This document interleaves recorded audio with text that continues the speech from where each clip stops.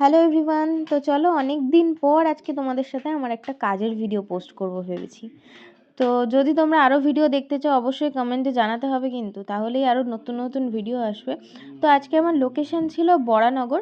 তো সকাল সকাল টাইমিং অনুযায়ী আমি বরানগর পৌঁছে যাই আমার লোকেশানে। তো ফার্স্টে আমি ঈশানীর নেলস করছিলাম।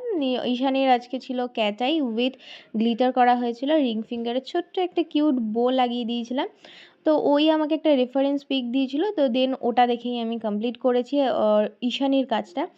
ওর পরে ছিল ওর বোন, আর ওর বোনের আজকে অরিজিনাল নেলসে জেল পলিশ ছিল।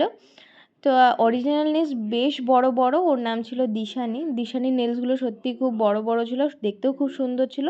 তো কাজ হয়ে যাওয়ার পর আমি লাস্টে কিন্তু পিকচার্স দিয়ে দেবো, তোমরা একটু দেখে নিও, ভিডিওটা লাস্ট অবধি দেখো, তাহলেই দেখতে পারবে। চলো ওদের কাছে শুনে নিই ওদের কাজটা কেমন লাগলো আজকের।